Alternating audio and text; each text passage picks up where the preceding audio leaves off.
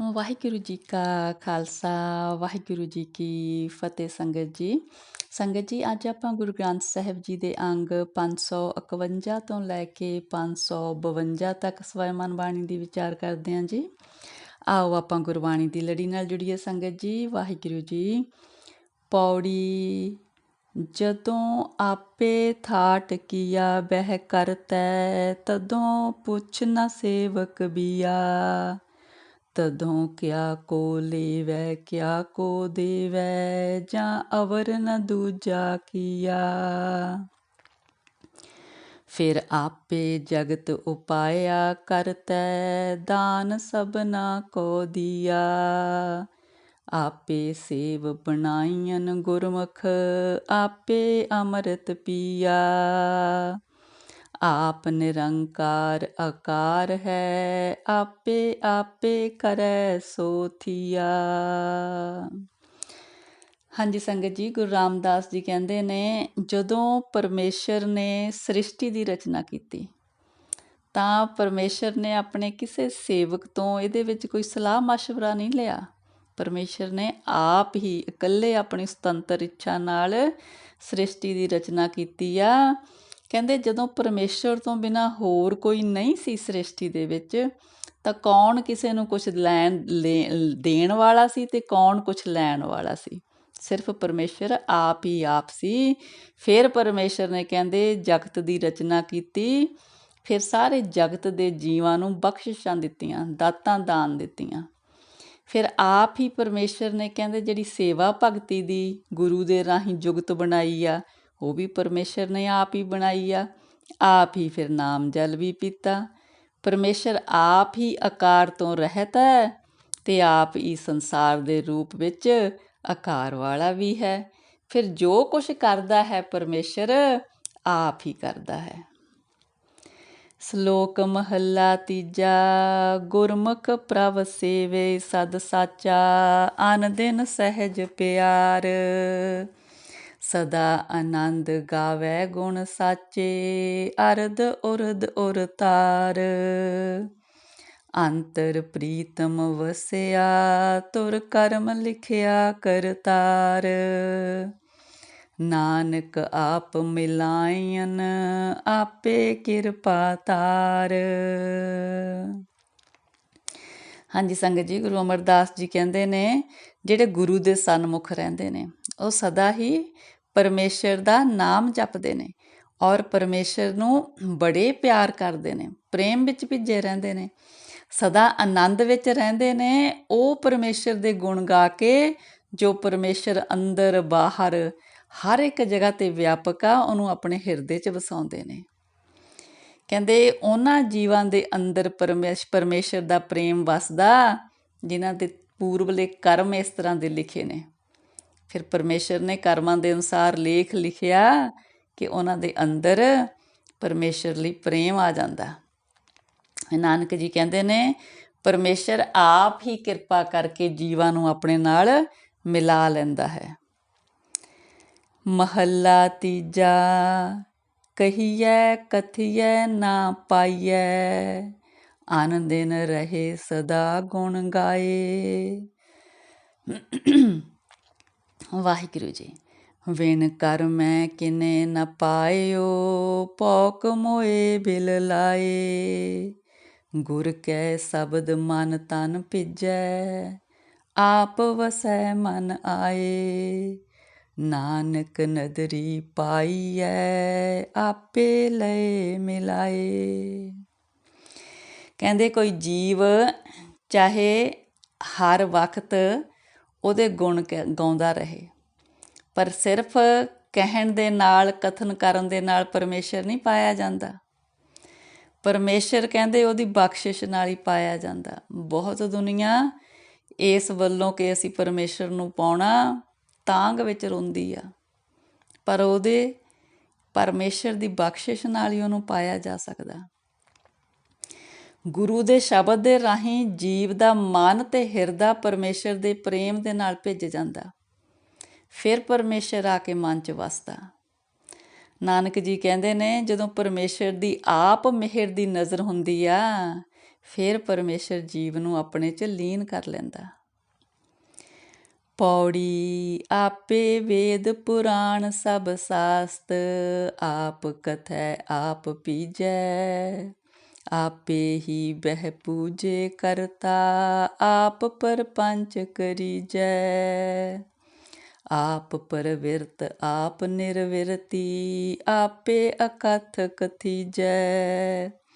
ਆਪੇ ਪੁਨ ਸਭ ਆਪ ਕਰਾਏ, ਆਪ ਅਲਿਪਤ ਵਰਤੀਜੈ। ਆਪੇ ਸੁਖ ਦੁਖ ਦੇਵੈ ਕਰਤਾ, ਆਪੇ ਬਖਸ਼ ਕਰੀਜੈ। ਵਾਹਿਗੁਰੂ ਜੀ, ਵਾਹਿਗੁਰੂ ਜੀ। ਕਿਉਂਕਿ ਪਰਮੇਸ਼ਰ ਹਰ ਇੱਕ ਦੇ ਵਿੱਚ ਵਸਦਾ ਹੈ। ਫਿਰ ਕਹਿੰਦੇ ਕਿਉਂਕਿ ਹਰ ਇੱਕ ਪਰਮੇਸ਼ਰ ਹਰ ਇੱਕ ਜੀਵ ਦੇ ਅੰਦਰ ਹੈ, ਫਿਰ ਜੀਵਾਂ ਦੇ ਅੰਦਰ ਹੋ ਕੇ ਆਪ ਹੀ ਸਭ ਕੁਝ ਕਰ ਰਿਹਾ ਹੈ। ਫਿਰ ਕਹਿੰਦੇ ਆਪ ਹੀ ਤੇ ਪਰਮੇਸ਼ਰ ਵੇਦ ਪੁਰਾਣ ਰਚੇ ਨੇ, ਆਪ ਹੀ ਉਹਨਾਂ ਦੀ ਫਿਰ ਕਥਾ ਕਹਿੰਦੇ ਸੰਗਤ ਨੂੰ ਸੁਣਾ ਰਿਹਾ ਪਰਮੇਸ਼ਰ, ਆਪ ਹੀ ਪੰਡਤ ਦੇ ਰੂਪ ਦੇ ਵਿੱਚ। ਆਪ ਹੀ ਫਿਰ ਕਥਾ ਦੇ ਵਿੱਚ ਉਹਦਾ ਮਨ ਵੀ ਭਿੱਜਦਾ ਹੈ। ਆਪੇ ਹੀ ਫਿਰ ਕਹਿੰਦੇ ਆਪਣੀ ਪੂਜਾ ਵੀ ਆਪ ਹੀ ਕਰਦਾ। ਫਿਰ ਸਾਰਾ ਜਿਹੜਾ ਕਹਿੰਦੇ ਇਹ ਪਸਾਰਾ ਹੈਗਾ, ਹੋਰ ਕਹਿੰਦੇ ਮਾਇਆ ਦੇ ਪ੍ਰਪੰਚ ਨੇ, ਉਹ ਵੀ ਫਿਰ ਪਰਮੇਸ਼ਰ ਜੀਵਾਂ ਦੇ ਵਿੱਚ ਆਪ ਬੈਠ ਕੇ ਕਰਦਾ।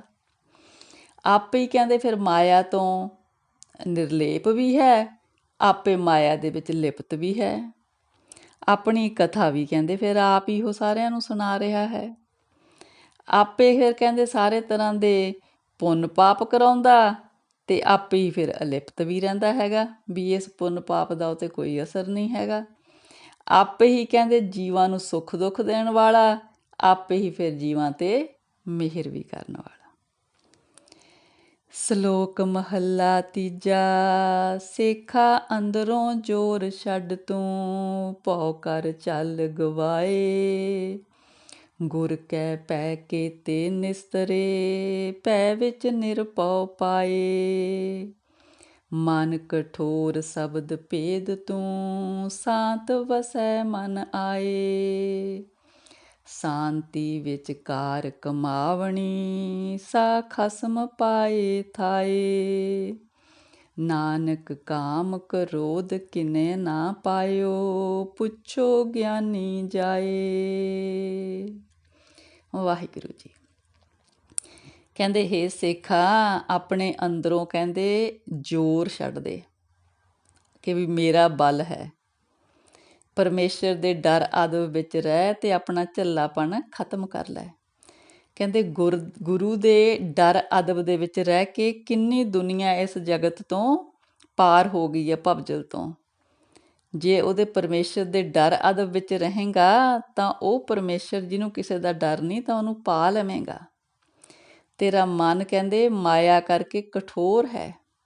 ਜਦੋਂ ਇਹ ਗੁਰੂ ਦੇ ਸ਼ਬਦ ਦੇ ਨਾਲ ਬਿੰਨਿਆ ਜਾਊਗਾ ਨਾ, ਫਿਰ ਤੇਰੇ ਮਨ ਨੂੰ ਸ਼ਾਂਤੀ ਮਿਲ ਜੂਗੀ।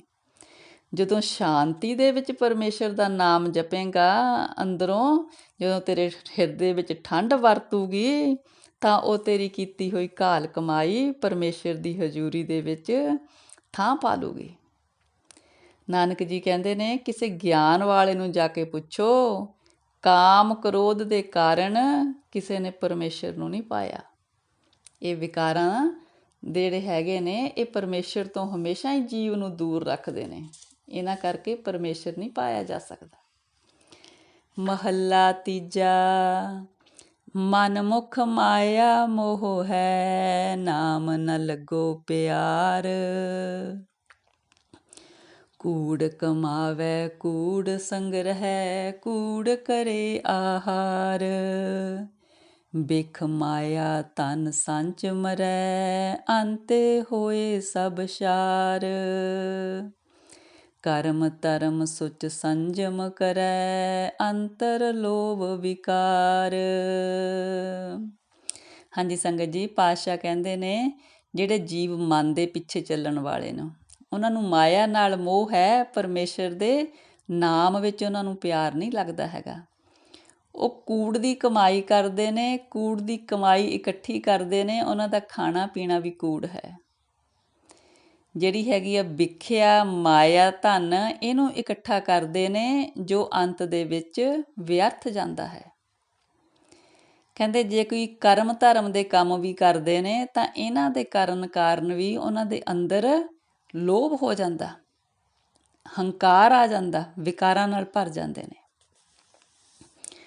ਨਾਨਕ ਜੇ ਮਨ ਮੁਖ ਕਮਾਵੈ, ਸੋ ਥਾਏ ਨਾ ਪਵੈ, ਦਰ ਗਏ ਹੋਏ ਖੁਆਰ। ਫਿਰ ਨਾਨਕ ਜੀ ਕਹਿੰਦੇ ਨੇ ਜਿਸ ਧਨ ਦੀ ਪ੍ਰਾਪਤੀ ਮਨਮੁਖ ਕਰਦੇ ਨੇ ਉਹਨੂੰ ਕੋਈ ਪਰਮੇਸ਼ਰ ਦੀ ਹਜ਼ੂਰੀ ਵਿੱਚ ਜਗ੍ਹਾ ਨਹੀਂ ਮਿਲਦੀ ਹੈਗੀ, ਤੇ ਦਰਗਾਹ ਦੇ ਵਿੱਚ ਫਿਰ ਖੁਆਰ ਹੁੰਦੇ ਨੇ। ਵਾਹਿਗੁਰੂ ਜੀ। ਪੌੜੀ ਆਪੇ ਖਾਣੀ ਆਪੇ ਵਾਣੀ, ਆਪੇ ਖੰਡਵਰ ਪੰਡ ਕਰੇ, ਆਪ ਸਮੁੰਦ ਆਪ ਹੈ ਸਾਗਰ, ਆਪੇ ਹੀ ਵਿੱਚ ਰਤਨ ਤਰੇ। ਕਹਿੰਦੇ ਪਰਮੇਸ਼ਰ ਆਪ ਹੀ ਖਾਣੀ ਹੈ, ਆਪ ਹੀ ਬਾਣੀ ਹੈ, ਆਪ ਹੀ ਖੰਡਵਰ ਭੰਡ ਬਣਾਏ ਨੇ ਪਰਮੇਸ਼ਰ ਨੇ। ਆਪ ਹੀ ਕਹਿੰਦੇ ਗੁਣਾਂ ਦਾ ਸਮੁੰਦਰ ਹੈ, ਸਾਗਰ ਹੈ। ਆਪ ਦੇ ਵਿੱਚ ਜਿਹੜੇ ਗੁਣ ਨੇ ਪਰਮੇਸ਼ਰ ਨੇ ਆਪ ਹੀ ਪਾਏ ਹੋਏ ਨੇ। ਆਪ ਲਹਾਏ ਕਰੇ ਜਿਸ ਕਿਰਪਾ, ਜਿਸਨੂੰ ਗੁਰਮੁਖ ਕਰੇ ਹਰੇ, ਆਪੇ ਪੌਜਲ ਆਪ ਹੈ ਬੋਹਿਥਾ, ਆਪੇ ਖੇਵਟ ਆਪ ਤਰੇ, ਆਪੇ ਕਰੇ ਕਰਾਏ ਕਰਤਾ, ਅਵਰ ਨ ਦੂਜਾ ਤੁਜੈ ਸਰੇ। ਵਾਹਿਗੁਰੂ ਜੀ। ਕਹਿੰਦੇ ਫਿਰ ਜਿਸ ਦੇ ਉੱਪਰ ਪਰਮੇਸ਼ਰ ਆਪ ਕਿਰਪਾ ਕਰਦਾ, ਉਹ ਜੀਵ ਗੁਰੂ ਦੇ ਸਨਮੁਖ ਹੋ ਕੇ ਪਰਮੇਸ਼ਰ ਦੇ ਗੁਣਾਂ ਨੂੰ ਪ੍ਰਾਪਤ ਕਰਦੇ ਨੇ। ਪਰਮੇਸ਼ਰ ਆਪ ਹੀ ਇਹ ਸੰਸਾਰ ਦਾ ਜਿਹੜਾ ਭਵਜਲ ਹੈ, ਆਪ ਹੀ ਫਿਰ ਵਿੱਚ ਜਹਾਜ਼ ਹੈ ਤਾਰਨ ਵਾਲਾ, ਆਪ ਹੀ ਮਲਾਹ ਹੈ, ਤੇ ਜੀਵਾਂ ਦੇ ਵਿੱਚ ਬੈਠਾ ਤਰ ਵੀ ਆਪ ਹੀ ਰਿਹਾ ਇਸ ਭਵਜਲ ਨੂੰ। ਕਹਿੰਦੇ ਜੋ ਕੁਛ ਵੀ ਸੰਸਾਰ 'ਚ ਹੋ ਰਿਹਾ ਉਹ ਪਰਮੇਸ਼ਰ ਆਪ ਹੀ ਕਰ ਤੇ ਕਰਾ ਰਿਹਾ, ਉਹਦੇ ਬਰਾਬਰ ਦਾ ਹੋਰ ਕੋਈ ਹੈ ਨਹੀਂ। ਸ਼ਲੋਕ ਮਹੱਲਾ ਤੀਜਾ। ਸਤਿਗੁਰ ਕੀ ਸੇਵਾ ਸਫਲ ਹੈ, ਜੇ ਕੋ ਕਰੇ ਚਿਤ ਲਾਏ, ਨਾਮ ਪਦਾਰਥ ਪਾਈਐ, ਅਚਿੰਤ ਵਸੈ ਮਨ ਆਏ। ਸਤਿਗੁਰ ਕੀ ਸੇਵਾ ਸਫਲ ਹੈ, ਜੇ ਕੋ ਕਰੇ ਚਿਤ ਲਾਏ, ਨਾਮ ਪਦਾਰਥ ਪਾਈਐ, ਅਚਿੰਤ ਵਸੈ ਮਨ ਆਏ। ਕਹਿੰਦੇ ਸਤਿਗੁਰ ਦੀ ਦੱਸੀ ਹੋਈ ਸੇਵਾ ਭਗਤੀ ਕਰਨੀ ਸਫਲ ਹੈਗੀ ਆ, ਜੇ ਕੋਈ ਚਿੱਤ ਲਾ ਕੇ ਕਰੇ। ਜੇ ਸਤਿਗੁਰ ਦੀ ਦੱਸੀ ਹੋਈ ਸੇਵਾ ਭਗਤੀ ਚਿੱਤ ਲਾ ਕੇ ਕੋਈ ਕਰਦਾ, ਫਿਰ ਉਹਨੂੰ ਕੀ ਮਿਲਦਾ? ਉਹਨੂੰ ਨਾਮ ਪਦਾਰਥ ਉਦੋਂ ਮਿਲਦਾ, ਤੇ ਪਰਮੇਸ਼ਰ ਅਚਨਚੇਤ ਬਿਨਾਂ ਚਿੰਤਾ ਕੀਤਿਆਂ ਉਸ ਜੀਵ ਦੇ ਮਨ ਵਿੱਚ ਆ ਵਸਦਾ। ਜਨਮ ਮਰਨ ਦੁੱਖ ਕੱਟੀਐ, ਹਉਮੈ ਮਮਤਾ ਜਾਏ, ਉੱਤਮ ਪਦਵੀ ਪਾਈਐ, ਸੱਚੇ ਰਹੇ ਸਮਾਏ,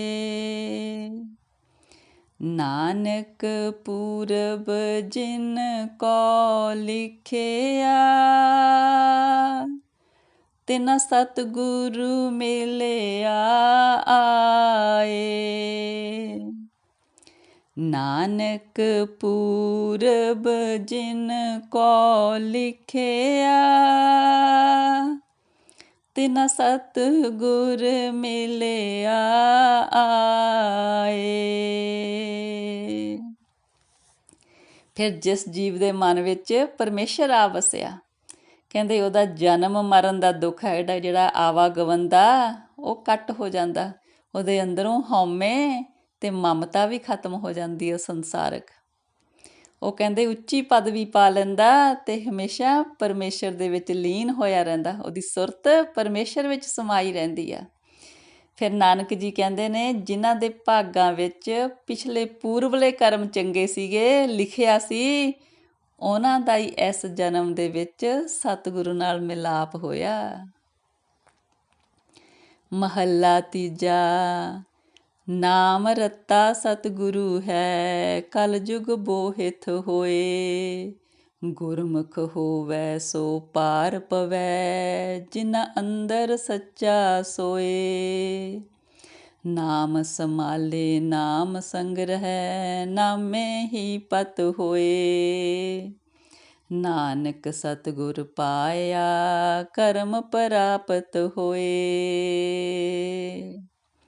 ਹਾਂਜੀ ਸੰਗਤ ਜੀ, ਗੁਰੂ ਅਮਰਦਾਸ ਜੀ ਕਹਿੰਦੇ ਨੇ ਜਿਹੜੇ ਸਤਿਗੁਰੂ ਨੇ ਉਹ ਹਮੇਸ਼ਾ ਹੀ ਨਾਮ ਦੇ ਰੰਗ ਵਿੱਚ ਰੰਗੇ ਨੇ। ਇਸ ਕਰਕੇ ਉਹ ਕਲਯੁਗ ਦੇ ਵਿੱਚ ਦੂਜੇ ਜੀਵਾਂ ਲਈ ਜਹਾਜ਼ ਬਣਦੇ ਆ, ਸੰਸਾਰ ਸਾਗਰ ਤੋਂ ਤਾਰਨ ਲਈ।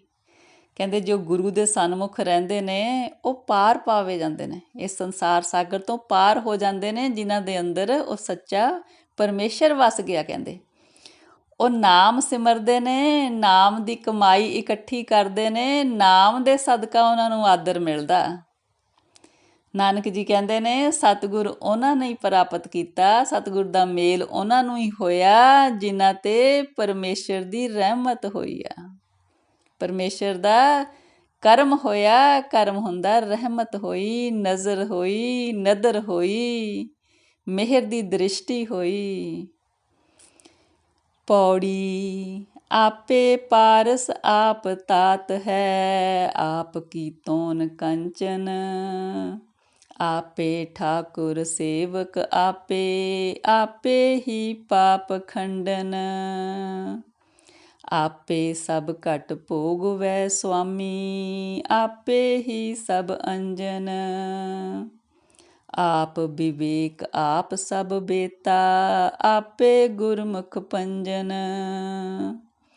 ਜਨ ਨਾਨਕ ਸਲਾਹ ਨਾ ਰਜੈ, ਤੁਧ ਕਰਤੇ ਤੂੰ ਹਰ ਸੁਖ ਦਾਤਾ ਵਡਨ। ਹਾਂਜੀ ਸੰਗਤ ਜੀ, ਜਿਸ ਤਰ੍ਹਾਂ ਪਾਤਸ਼ਾਹ ਆਪਾਂ ਨੂੰ ਦੱਸਦੇ ਨੇ ਕਿ ਪਰਮੇਸ਼ਰ ਹਰ ਇੱਕ ਘਟ ਦੇ ਵਿੱਚ ਹੈ, ਹਰ ਇੱਕ ਸਰੀਰ ਦੇ ਵਿੱਚ ਵਸਦਾ ਹੈ, ਅਤੇ ਹਰ ਇੱਕ ਸਰੀਰ ਦੇ ਵਿੱਚ ਵਸਦਾ ਹੋਣ ਕਰਕੇ ਕਹਿੰਦੇ ਸੰਸਾਰਕ ਪਦਾਰਥਾਂ ਨੂੰ ਆਪ ਹੀ ਕਹਿੰਦੇ ਫਿਰ ਪਰਮੇਸ਼ਰ ਭੋਗ ਰਿਹਾ।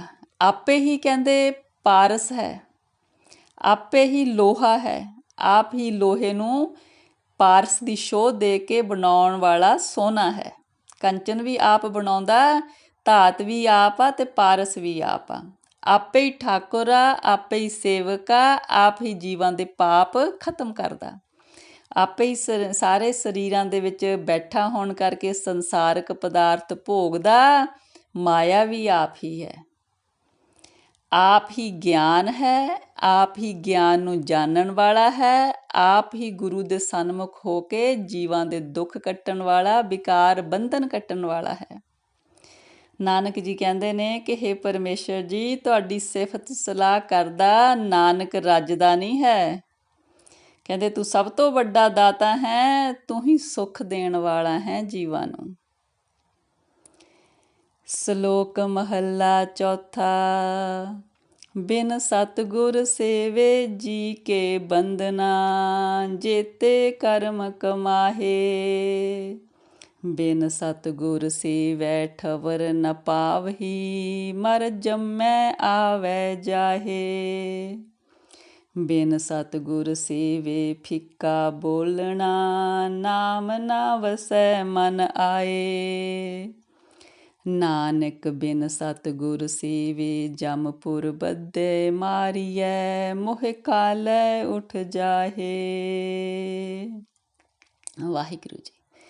ਹਾਂਜੀ ਸੰਗਤ ਜੀ, ਪਾਤਸ਼ਾਹ ਕਹਿੰਦੇ ਨੇ ਜਦੋਂ ਤੱਕ ਜੀਵ ਪਰਮੇਸ਼ਰ ਦੀ ਸੇਵਾ ਭਗਤੀ ਨਹੀਂ ਕਰਦੇ ਜਿਹੜੀ ਸਤਿਗੁਰ ਨੇ ਦੱਸੀ ਆ, ਉਦੋਂ ਤੱਕ ਜਿੰਨੇ ਵੀ ਕਰਮ ਕਰਦੇ ਨੇ ਜੀਵ, ਉਹ ਉਹਨਾਂ ਦੇ ਲਈ ਬੰਧਨ ਹੀ ਬਣ ਜਾਂਦੇ ਨੇ। ਕਹਿੰਦੇ ਸਤਿਗੁਰ ਤੋਂ ਦੱਸੀ ਹੋਈ ਜਦੋਂ ਤੱਕ ਜੀਵ ਸੇਵ ਭਗਤੀ ਨਹੀਂ ਕਰਦੇ, ਉਦੋਂ ਤੱਕ ਉਹ ਕੋਈ ਅਟੱਲ ਪਦ ਵੀ ਨਹੀਂ ਪਾਉਂਦੇ। ਉਹ ਮੁੜ ਮੁੜ ਕੇ ਜੰਮਦੇ ਨੇ ਤੇ ਮਰਦੇ ਨੇ। ਤੇ ਜਦੋਂ ਤੱਕ ਜੀਵ ਨਾਮ ਨਹੀਂ ਸਿਮਰਦੇ, ਨਾਮ ਮਨ 'ਚ ਵਸਦਾ ਨਹੀਂ, ਤਾਂ ਉਹਨਾਂ ਦਾ ਬੋਲਿਆ ਸਭ ਫਿੱਕਾ ਹੁੰਦਾ। ਉਹਨਾਂ ਦੀ ਬੋਲੀ 'ਚ ਕੋਈ ਮਿਠਾਸ ਨਹੀਂ ਭਰਦੀ ਨਾਮ ਤੋਂ ਬਿਨਾਂ। ਉਹਨਾਂ ਦੇ ਬੋਲ ਬੜੇ ਫਿੱਕੇ ਰਹਿੰਦੇ ਨੇ। ਨਾਨਕ ਜੀ ਕਹਿੰਦੇ ਨੇ ਜਦੋਂ ਸਤਿਗੁਰ ਦੀ ਸੇਵਾ ਭਗਤੀ ਨਹੀਂ ਹੁੰਦੀ ਜੀਵ ਨੂੰ, ਫਿਰ ਕਹਿੰਦੇ ਅੰਤ ਦੇ ਵਿੱਚ ਜਮ ਦੇ ਅਧੀਨ ਆ ਜਾਂਦੇ ਨੇ। ਇਸ ਸੰਸਾਰ ਤੋਂ ਵੀ ਮੂੰਹ ਕਾਲਾ ਲੈ ਕੇ ਜਾਂਦੇ ਨੇ, ਕਿਉਂਕਿ ਉਹਨਾਂ ਨੇ ਨਾਮ ਦੀ ਕਮਾਈ ਇਕੱਠੀ ਨਹੀਂ ਕੀਤੀ। ਫਿਰ ਰਸਤੇ ਵੀ ਜਮਾਂ ਦੇ ਪੈਂਦੇ ਨੇ। ਧਰਮਰਾਜ ਦੇ ਜਿਹੜੇ ਜਮਦੂਤ ਨੇ, ਉਹ ਉਹਨਾਂ ਦਾ ਰਸਤਾ ਹੁੰਦਾ ਜਦੋਂ ਨਾਮ ਦੀ ਕਮਾਈ ਨਾਲ ਨਹੀਂ ਹੁੰਦੀ।